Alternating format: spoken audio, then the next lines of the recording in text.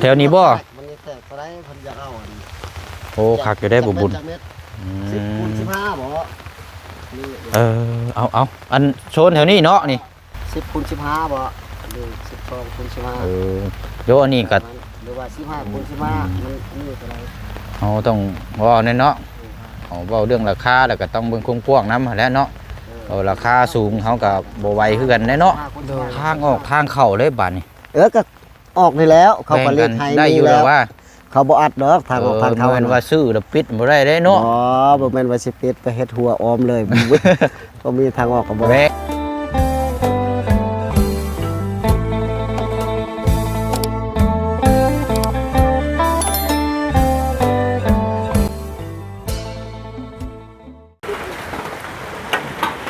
เอาบัดนี้พี่น้องเนาะไล่วันเวลาเดี๋ยวเด้อพี่น้องเด้อเนาะเดี๋ยวก็ไปพูดไปคุยไปฮู้จักน้ำกันเนาะราคาความกว้างความยาวสำหรับที่ดินที่ทางเนาะเพราะว่าบ่เชื่อมบ่ได้ย่างไปแล้วก็เพราะว่าถามทั้งอันเจืองเพราะว่าเรามาเลยมันบ่ล่ะโอเคได้ใส่พี่น้องเนาะเพราะว่าเราฮะอยู่ไสน่ะหันไปนำเราแม่ซะเอาไปบอกเรามือเฮือนพุ่นนั่นล่ะเด้อเพราะว่าเฮาสิได้พูดคุยรอบบัดนี้พี่น้องเนาะเพราะว่าเฮาก็ได้ยินคำตอบกับว่าแบ่งให้ทั้งเจืองเลยแหละพี่น้องเนาะเพราะว่าอยู่นี่ก็คือเว้านะพี่น้องเนาะมันยังบ่ห่างไกลเอาถ้าว่าแล้วอยู่หันกะโอ้เพ็กน้องนี่เนาะหลายคู่หลายคนกับพี่น้องก็เห็นดีน้ำลายเนาะเอาเดี๋ยวรุ่นชมเบิ่งน้ำกันพี่น้องเนาะที่ดินแปลงที่4นี่พี่น้องเนาะว่าสิสำเร็จหรือว่าสิซุยอีกพี่น้องเนาะเป็นกำลังใจทั้งผู้คนคว้าแล้วก็ผู้เบิ่งผู้แย่งน้ำกันเบิดสุขุสุคนนั่นแหละพี่น้องเนาะเอากราบทักทายสบายดีและสวัสดีพ่อแม่พี่น้องเบิดสุขุสุคนพบเจอกันอีกคือเก่าคือเดิมเลยพี่น้องเด้อเนาะช่วงค่อยค่ำลงแรงนี่แหละพี่น้องเนาะผ้าฝนกระตกย่างบ่ทันหยุดทันย่อน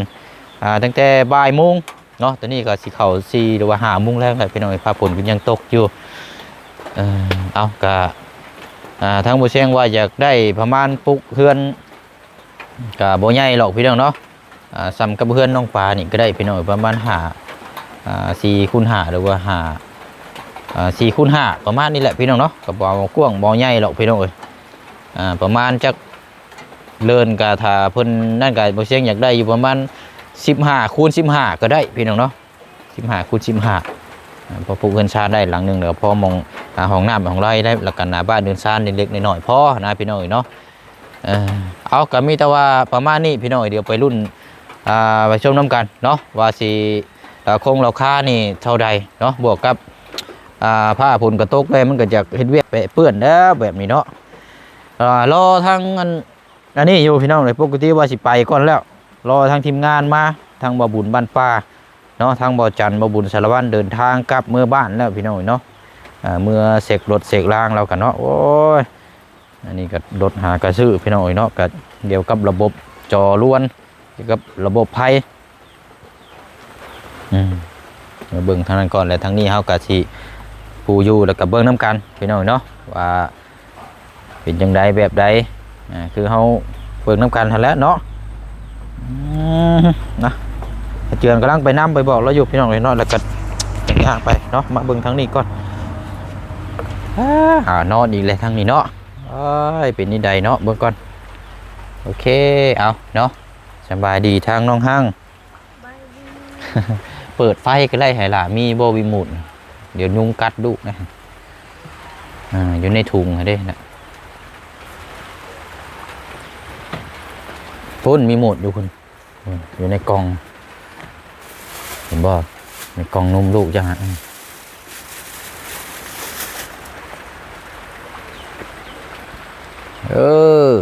หนักดีบาทเนาะคือเดี๋ยววะเอาเดี๋ยวเจ้านั้น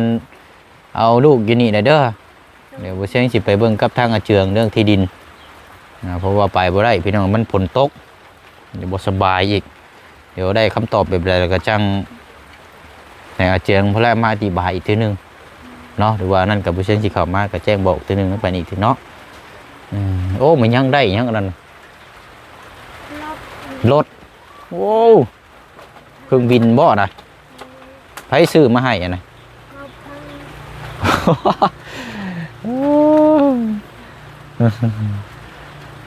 เอาอะไรเด้อล่ะเด้อทำนั่นแหละเดี๋ยวจังว่ากันเนาะโอ้โหพี่น้อยคือใส่ไฟต่างปิดนี่เนาะบาดนี้เป็นหยังเด้บาดนี้บ่แม่นว่าน้องเพิ่นยังสิปลูกผักบ่จักพี่น้องยินบ่ไปแว่วว่าสิปลูกผักปลูกหยังต่างๆนี่แหละเนาะน้ำนอง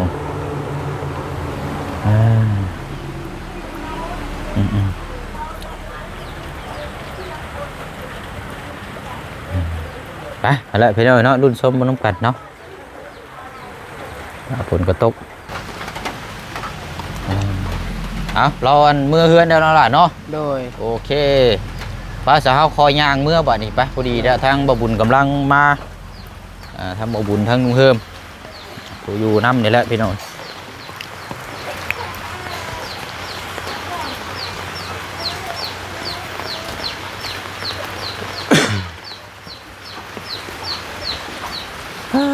เนาะ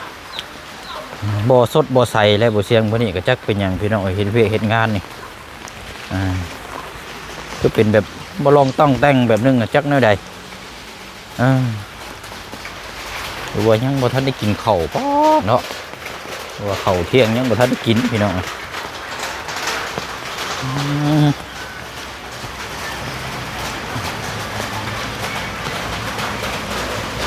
โอ้ทางน้องอ่อนเนาะ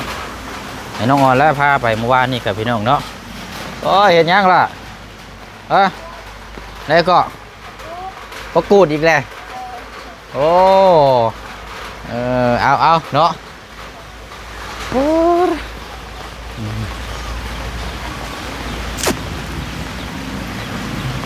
เพื่อน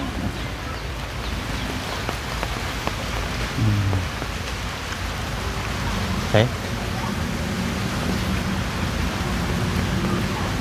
ตอนค่ำตอนมืดเลยพี่น้อยแต่ว่ามันกระโบเวนเวลามืดหรอกใช่ไหมมันหากะ4 โมง40น้อยๆแต่ว่าอันนี้พี่น้อยเนาะมันช่วงเวลาพาฝนตกนะมันค่ำแล้วมันมืดเอาเบิ่งก่อนมาแล้วบ่ทางบ่บุญพาฝนตกเดี๋ยวนี้เนาะไปเนาะมาแล้ว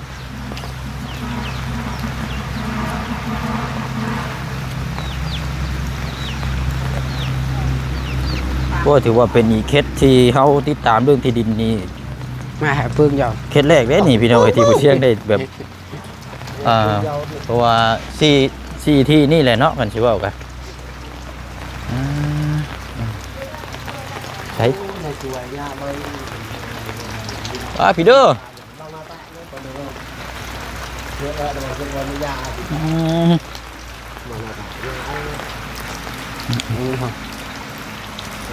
น่ะเจาะดอกไม่เจาะกันนะ โอเคเอาเนาะเอามีแต่ว่าเขายืนล้มอยู่นี่ก่อนก็ได้พอล้มอยู่นี่ข้างๆนี่ก่อนก็ได้เดี๋ยวจังคอยว่าจังเดี๋ยวเราเบิ่งแล้วคนคนอันนี้ลูกพอสิตั้งแล้วพอดีเพื่อนใกล้กันเลยนี่ลูกพอสิตั้งลูกลูกมันเราไปแล้วเรามาแล้วมันจะยังไงเดี๋ยวรอหมู่เฮานำก่อนเดี๋ยวเพราะว่าต้องเบิ่งน้ำกันหลายคนเนาะเขามาแล้วมื้อเช้านี่มาแล้วอันเจ้าบ่อยู่คนไปบ้านคือลกไปคนตายไปมันพี่น้องเลยเขาเสียเขาศพเศร้าเนี่ยแต่เดินบ่เจอเนาะเจอแล้วเขาก็เป็นอย่างนี้เรื่อยเขาต้องศพเป็นเต้นไปน้องโดยน้องเขาแม่แล้วเอาแหละเนาะทางบุญกำลังมาเอาจุด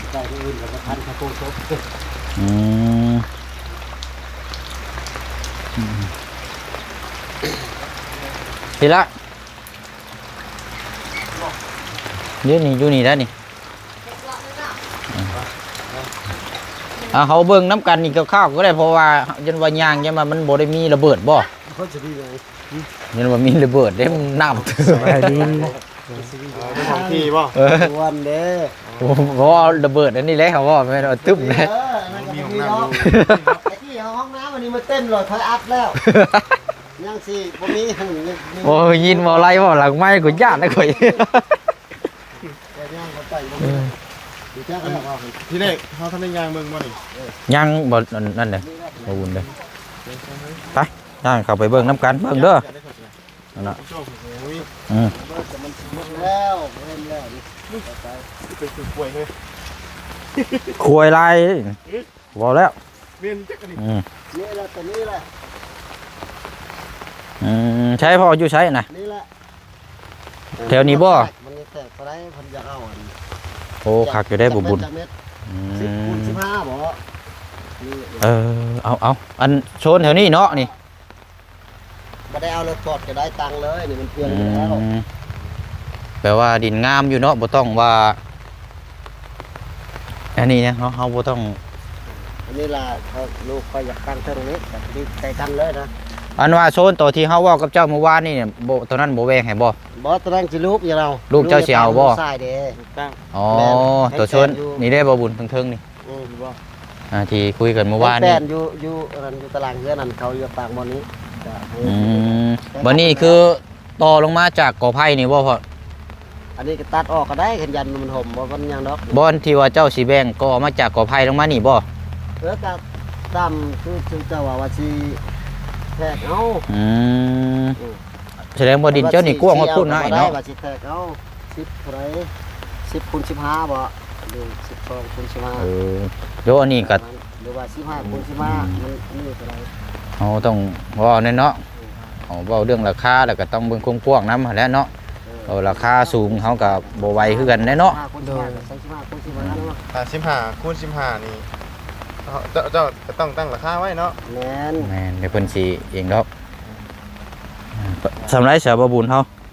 เพราะว่าพอดีเนาะ15คูณ15เนาะเพราะว่าปลูกเฮือนแล้วก็พอได้หมองปลูกผักปลูกหญ้าเนาะห้องน้ำห้องในได้อยู่กว้างอยู่15คูณ15 15คูณ15คือว่าอันนี้มันเป็นช่วงเขานี่ค่าลากนี่เด้อครับพอปลูกนี่เช่นว่าตกลงแล้วต้องใช้ ไปละยังไปเนาะเอาดีๆได้เบิ่งน้ำกันได้ เงินบ่ เขาไม่จะค่าเขามาเลยได้เลยมีแต่ซื้อหลักเสียบไม้ตังไม้ เอาดินนั่นชุดแถวนี้บ่ คนแม่นทางนั้นกับบ่แม่นนี้เด้อ อ๋อดิน เขาเคย จากอันก่อไผ่ลงมาดึงลงมาพี่เนาะ แม่นอันนี้แหละชื่อนี้ชื่อปกวนเธอคุมนี้อันนี้คือกันอันนี้มันคานี่แหละคือกกอันนี้ก่อนอันเด้ผมบอกมันทางนั้นกับบ่แม่นคนเขาเยี่ยนะ จากก่อกล้วยไปนี้เนาะ แม่นอันนี้บ่แม่นนี้ อันน่ะเจ้าเอาไม้ในนี่ใช่พ่อให้พ่อเรามีใช่ก็เชื่อแล้วเนี่ยเพราะมันบริมี ฝนตกช่ำก่อน พอตกแต่เนาะปุ่นกะเอาแท้เอาว่า เนาะ เอาเนาะก็ถือว่าที่นี่งาม จะ แต่ว่าถ้าเฮาปรับก็ได้อยู่ปรับก็บ่ลงบ่ลายดอกเนาะ แม่ ไทยขี้ยงขี้เหงื่อไปหั่นละ จะกับป้าปานนี้มีแต่พอดลงคุ้มมันแล้วแหละ อ๋อโซนทางเทิงคุณน่ะลูกเจ้าเสียวไว้ปูเฮือนเนาะ แม่นมันมีแป้นอยู่ตรง แต่ว่าทางออกทางเข้าเลยบัดนี้ ก็ออกได้แล้วเขาก็ แบ่ง เรีย กั ก น ให้ ได้ นี่ อยู่ แล้ แล้ว วว่า เขาบ่อัดดอกทางออกทางเข้า แม่นว่าซื้อแล้วปิดบ่ได้เด้เนาะ อ๋อบ่แม่นว่าสิปิดไปเฮ็ดหัวออมเลย ก็มีทางออกก็บ่ แรงแล้วเนาะเจืองเนาะ เจ้าต้องถามมันเลย ต้องได้มีทาง ทางเขานะ แม่นทางนั้นก็คือกันแล้วทางนั้นภาคนั้นหันทางรถใหญ่มาเอามันค่อยก็ให้บ่ได้อันนั้นกันว่าสิตามทางเลยก็บ่ได้ โดย มีแต่ทางนี้ คุมโบมบ่ คงบ่มนะ คุมโบมเนาะ โหอันนี้ก็ยังหลายกว้างหลายขานั่นฮอดพี่กะสิได้แล้ว15เมตรเนาะ ได้อยู่ คือสิได้แล้ว 15 ได้ อยู่ได้สาวเนาะคักอยู่ได้ ได้อยู่ด้วยผมนี่ก็มีแต่ถามเรื่องราคาแล้วนะคำว่าอะไร15คูณ15 เอา15คูณ15ก่อนพอเอาเว้ามองขายเด้อ แล้วก็ ว่ามองขายแล้วก็ว่ามองคันสิว่ากับมองรุดน้ำแน่เห็นเนาะต่างขายให้ลูกหลานคนบ้านเมืองเฮานั่นแหละ ก็สิว่าอยากให้มันถึกแบบเป็นซื่อๆมันงามแบบนี้เลยนะนี่ โดย กระลาบ่แทกกับบ่เป็นหยังนี่ ให้มันมีแต่ตั้งหลักกะเต้แดนหันกะถึกนี้ ก็ฮอดคูบมนี้ ดึงไป บ่ หัน เทื่อ เนาะ ก็กลัวแล้ว15คูณ15กะ โดย แม่จะว่าหันอยู่ในเฮือนแม่แต่กะ30 30 แต่มันยังกว้างทีนี้มันไกลแล้ว15คูณ15หั่น อืม แต่แบ่งให้เพิ่นคนละตั้งอยู่ฮู้แล้วแต่เฮือนมันบ่เต็มก็ให้เราปลูกผักปลูกหญ้านะถ้าว่าแต่10คูณ10คือ15คูณ10มันก็ บ่อัน คือคนเฮาอยู่บ่ได้แล้วเนาะ จะเว้าก่อนก็ได้เนาะอัน เจ้า 15คูณ15นั่น30ล้านซั่นบ่ แม่น เออ แต่ดินนี่มันกว้างมันจะใกล้แล้ว15คูณ15แต่มันสิแบ่งสมมุติว่าเด้อ15เนาะคันว่าชีวิตแยกสิมาแต่หลักพุ่นไปหามันบ่ถึงพุ่นค่านี้เฮาก็จ้องบ่ได้อันนี้จะให้มันฮอดแคมคุมมันเลยดิ เฉพาะบนเพียงนี่มันเป็นของเราถ้าฮอดแคมคุมเลยแค่ว่าสิตั้งหลักจุดนี่ก็มันบ่งามน่ะปะแต่แคมคุมมันเลยน่ะ หรือว่าบัดนี้ เป็นอย่างนั้น ได้ซะเฮาราคา อืม เอายศ แต่ ย ว่า ศให้เรายศลงอีกหนิดนึงบ่ เดี๋ยว มันแพงโพดได้เนาะเพราะว่าเฮาบ่มีงบ งบ ฮอด บ่ฮอด มันบ่ฮอดเนาะ กันบ่ฮอดก็บ่สิคือแม่จะเว้าหันอยู่หั่นเว้ยแค่ว่าสิอยากลดราคาก็มีแต่แทกเอาหั่นแล้วมีแต่แทกเอา10เท่าไหร่10คูณ15บ่จะเอาแต่เท่านั้นบ่ 10คูณ15นี่ก็ได้อยู่แล้วบุญเนาะ แต่ยามมันแคบ 10คูณ15ได้เฉพาะ คัน เท่าไหร่ 10คูณ นะ 15ก็เว้าตรงๆว่าบ่อนคายก็แม่จะว่า20ล้านก็ได้ 20ล้านก็ได้ เสา บ่ ล้าน บ่อน เนาะ คายเด้อเพราะว่าบ่บ่อนคายเลยหั่นแต่ว่า อยากต่อก็ต่อบ่ได้นั่นว่าบ่อนคายว่าความจริง20ล้านก็ได้10 แต่ว่าบัดนี้ แต่เลือกเอาดิ เฮาวัดเอาเลยโลดเนาะ แม่นมือได้สิลงแท็กก็แท็ก20ล้านก็ได้ 10 แต่ดินนี่บ่ได้ปรับนะบ่ 10คูณ เสีย 15 ค่าปรับปาน เสาล้าน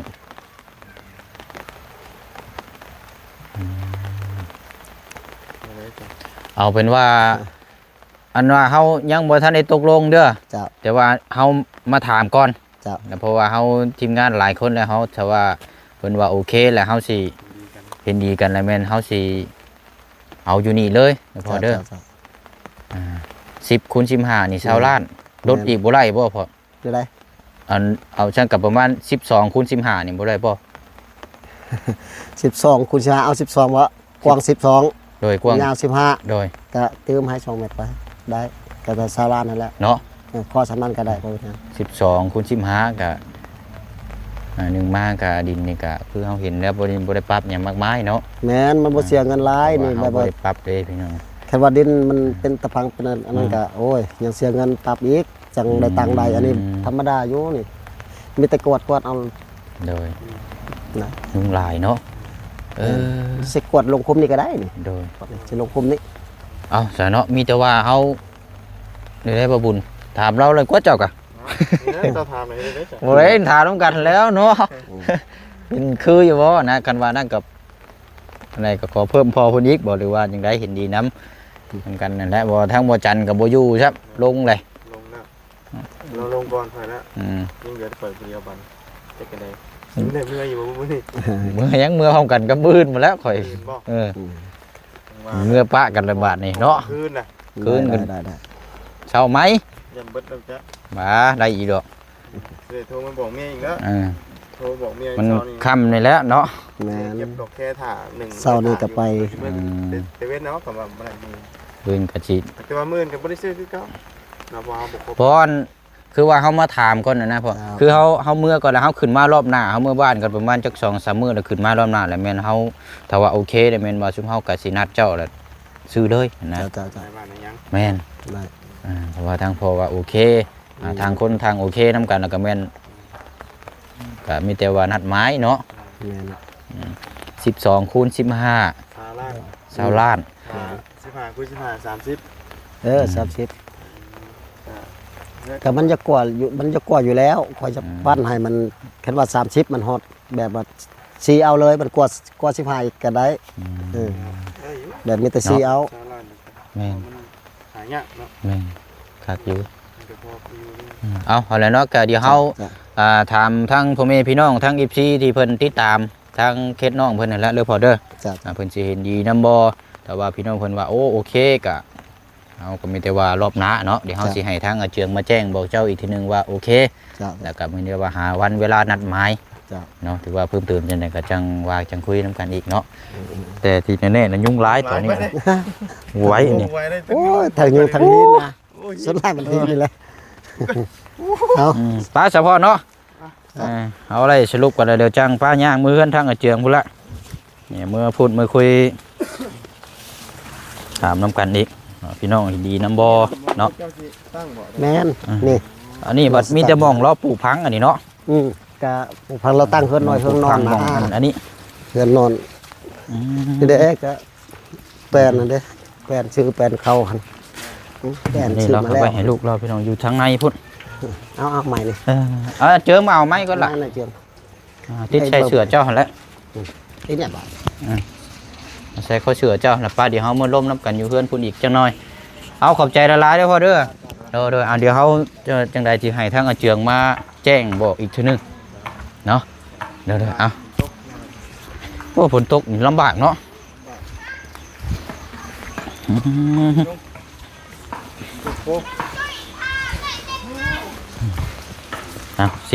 12 คูณ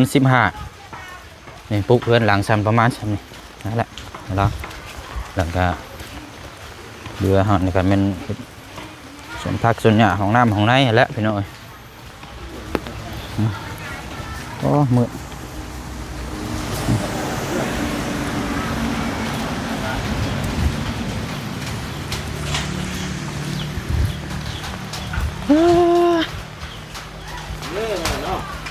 ประกูดเดี๋ยวสิตั้งเปลี่ยนชื่อให้เราไม่อยู่นี่เดี๋ยวสิเปลี่ยนให้ชื่ออันประกูด เราขายได้ประกูดบอกขาย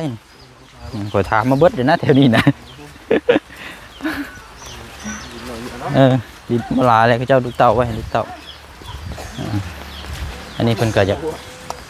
หินลายเนาะมุกลายเข้าไปในหันกินนี่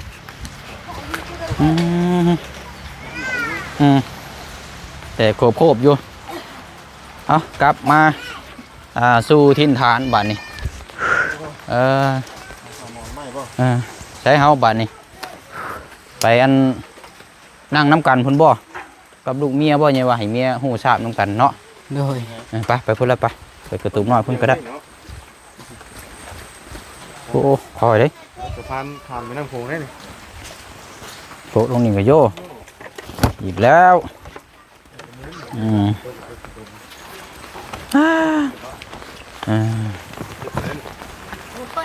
เนาะพอมันเวลามันบุกนัด เปิดไฟบ่ แบตเบิดบ่โอ้ตื่นแล้วผู้บ่าววันนี้เนาะ โดย แสดงว่ารอฟังข่าวที่ดินได้นี่มาตื่นรถกันนี่ยังบ่ทันได้ตื่นเอา ทางก่อน สบายดี กินข้าวบัว หินลายเนาะ ไม่ โอ้ ใช่ ย เสื้อดำแน่เมื่อกี้นี่ ทั้งหินทั้งยุง ไว้เนาะ ยุงกระลายเอาสำหรับทางบุเชียงนี่ว่าโอเคอยู่พี่น้องเนาะตามตัวบุเชียงนี่โอเคอยู่12 คูณ 15ที่ดินนี่เพราะว่าเฮาบ่ต้องปรับอย่างมากมายมีแต่หญ้าซื่อ โดย งามอยู่ ร้านก็ เนาะ เราเนี่ยมันหายาก ดินมันหายากแน่เดี๋ยวนี้ก็ ยากเลยเพื่อสิได้คำบอกเอาวันนี้มันจะไปหาใช่ไหม ชุดแล้วแหละบาดนี่ เลยนะจะอยู่ได้อยู่ที่กันมาอยู่หันก็ได้ อยู่ได้ ได้เนาะ โดย มันก็บ่ได้ว่าไกลหมู่เนาะ โอ้ยเริ่มมือเขาเจ้ายังอยู่ไปอยู่พุ่นละ เพราะว่ามันมีแต่คนเด็ดปลูกเนี่ยมันก็สิเป็นได้อีกอ่ะเนาะตอนนี้ยังบ่ได้ทางเนี่ยมันก็คือ6จำบ่ได้ โอเคอยู่เนาะอาเจืองเนาะ โดย เดี๋ยวจังคณะกรรมมื้ออื่นเนาะ โดย เดี๋ยวจังพาน้องห้างไปเบิ่ง โดย อีกทีหนึงเพอมื้อนี้มันฝนตกมันแตกเปื้อนแต่ว่าเราคงราคานี่เฮาฮู้ทราบนํกันแล้วมีแต่แจ้งบอกทีมงานเพิ่มเติมอีกทีหนึง แต่ว่าหางยันบ่ได้ซื้อหรอกพี่น้องเอ้ย มารับงาน เพราะว่ามันเวลาแล้วเนาะเวลาแล้วเฮาสิเมื่อบ้านก่อนวางขึ้นมาหลายมื้อเลย มื้อละมื้อก ระเป๋าใหม่เลย พอใหม่นะเคย กระเป๋าใหม่แล้วบ่มีเงินเติมน้ำมันเลย โดย ไม่เติมอยู่ลงขีดสุดท้ายนะ เหลือขีดสุดท้ายนั่นกัน คิดอันเลย ก็เลยว่ากับมือบ้านก่อนแล้วก็จัก2-3 มื้อแล้วก็ขึ้นมาจังบ่พันต่อเลยบาดนี้เนาะ โดย แต่ว่าคือเป็นหยังปกตินี่บ่เชียงว่าสิกลับมื้อนี้ได้ โดย แต่ว่ารอเคล็ดตึกโตที่ดินเจ้านี่แหละ โดย ก็เลยอยากให้ฮู้ให้เจ้าแจ้งว่าที่ดินพื้นที่4นี่ว่าสิออกมานี่แบบใดนะแต่ว่าบัดนี้เฮาได้ฮู้ทราบนํกันก็ถือว่าเอ้าเนาะโอเคขอนอนต่ออีกคืนนึงมื้ออื่นจังสิเดินทางเมื่อช่วงบ่าย2บ่าย3พุ่นละนั่นแหละพี่น้องเอ้ยนะเนาะมีแต่ว่าเดี๋ยวฝากพ่อแม่พี่น้อง FC เฮาเนาะความคิดเห็นนํกันพี่น้องเห็นดีนำบ่ในราคาสำนี้เนาะตอนที่แรกเฮาเว้าว่า15คูณ15นี่30ล้านแต่ว่าเงินเฮาวัดมันบ่พอมันโหดโพดเนาะ มันหมดเป๊ะอีกเด้ ก็เลยว่าเอา15คูณ12ล้านนะก็ถือว่าธรรมดาอยู่บัดนี้นะ โดย พออยู่ได้ พออยู่ได้เนาะอนาคตเฮาก็หา3โตเอา สี่เลยตั้งเนาะ อืม แต่ว่างบเราก็มีแต่ว่าซื้อดินไว้ซื้อเนาะ แม่นซื้อดินไว้ แต่ว่าเรื่องเฮือนซ่านนี่ยังบ่ให้คำตอบนี่ว่าสิได้ซำใดเนาะมันขึ้นอยู่กับทางผู้ที่เพิ่นเบิ่งผู้เพิ่นแย่งที่ผู้อุปการะทางผู้ใหญ่เพิ่น โดย ว่าสิช่วยแบบใดนี่ก็ขึ้นกับทางครอบครัวชุมเจ้านำ โดย เนาะได้ก็เอาตามนั้นแล้วเฮาเนาะบ่บุญเนาะ โดย มีแต่ว่านั่นกับบ่เชียงก็สิได้เดินทางก่อนบัดนี้มื้อจังสิเข้ามาหาใหม่เด้อ โดย รอดุนรอชมนํกันบัดนี้ว่าพี่น้องสิออกแนวทางแนวใดออกความเห็นทางลบหรือว่าทางบวกเนาะ โดย สำหรับทางที่ดินปืนแปลงที่4นี้ได้คำตอบนํกันแล้ว12คูณ15เอาตัวนี้พี่น้องเนาะ โดย เพราะว่า15คูณ15นี่ตัวนั้นเฮาขอเกสเซิลซะเพราะว่ามันราคามันแพงแล้วก็เฮาเงินยันมันบ่พอเอาไว้ก่อนเนาะตัวนี้แหละ ตัวเช้านี่นะ โดยตัว20ล้านนี่แหละเนาะบ่บุญเนาะไปสละเอาอยู่ดีมีแห้งสบายดีเนาะ สบายดี โอ้ยเอา ชื่อแล้วว่าเลขจังมื้อนี่ ยังเด้นี่สิเอาเต็มที่เลยมื้อนี้ เลขปลาบ่ จะว่าได้ยังจะว่ามื้อนี้ เลข ปลาแกง ปากแกงกับขี้แคบ ขี้แคบ นั่นแหละ เอาติดหนี่อีกแล้วข่อยมื้อนี้หลงไม้กันแล้วบาดนี้ โดนของไฟของเจ้ามันสีขาวเลย แม่นบ่ เอ้าเนี่ยขาวเนี่ย เนาะโอ้คืออยู่ซะเอาจัดหนักจัดเต็มทางโชคอีกมื้อนี้เนาะ บัตรก่อยชื่อน้ำบอกนี่ตายแล้วเลย ตูบน้อยมุ่นรถบ่มากเห็นไหมแล้วนี่เนาะ เนาะ เพราะต้องแก้บนไว้ก่อนได้ บนก่อนบ่ เอาแม่คันถึกเลขนอกเพิ่นบอกนี่สิกันว่าถึกนี่สิเอาหยังให้น้องเพิ่นนี่เอา บัตรอันถึกลาบมัน7-8 แชนนี่ 7-8แสนก็ชื่อลาบชื่อก้อยหน่อย ได้อยู่ลาบก้อยนะลาบทุงชองทุงนะเขากำบนอันปลาโลมาน่ะคือสิบ่กล้าไปเอาแน่น่ะ เอาจังไดก็เขาว่าโชคหมานร่ำรวยแท้ๆก็แม่นโชคดีเราก็เดี๋ยวทั้งเจืองได้พี่น้องเลยมีอยู่เนาะแต่ว่าทางน้องเพิ่นบอกแท้ๆนะคันว่าเฮาถึกมื้อนี้ก็เนาะทางน้องเพิ่นให้โชคให้ลาบเพราะรอบก่อนหน้าเนี่ยบอกเต็มๆเลยนี่เสียใจแฮงเราไปเช็คกับแชทถามทางเอ้ยเพิ่นอยู่อันนั้นกันเพิ่นแต่ว่ามันเวลาบ่ทันอันนั้นกันเสียดายอยู่เอาเด็กปลาแกงกับขี้เข็บพี่น้องเนาะ ไปเนาะเดี๋ยวให้ทั้งบุญต่ออีกเนาะ ตลอดเลยเนาะ ไปมีแต่ว่ากะเฮาไปเบิ่งไปพูดไปคุยเห็นน้ำกันแล้วพี่น้องเนาะที่ดินที่ทางนี่งามพี่น้องเนาะไม่ต้องปรับอย่างมากมายมีแต่หญ้ามีแต่ตองซื่อๆพี่น้องเนาะติดกับเฮือนทางผู้เต้าคายน่ะพี่น้องบ่ได้ห่างจากไกลหมู่บ้านแล้วก็ไผพื้นอนาคตต่อก็บ่ได้ไกลเนาะเอาถือว่าแปลงที่4นี่โอเคแล้วมื้อนี้พี่น้องเนาะเอาจังได๋แต่ว่านั่นก็ฝากไปพี่น้องออกความคิดเห็นนํกันเห็นดีนํบ่หรือว่าบ่เห็นดีนํเนาะพี่น้องเนาะจังได๋ก็ฝากในเด้อพี่น้องเด้อเนาะเดี๋ยวเพิ่นก็สิแจ้งบอกทางทีมงานนํกันอีกทีนึงเนาะพี่น้องเนาะเอามีหยังเพิ่มเติมเดี๋ยวแจ้งพี่แจ้งน้องนํกันอีกมื้อนี้ลาไปก่อนเนาะได้คำตอบนํกันแล้วบ๊ายบายเด้อพี่น้องเด้อสบายดี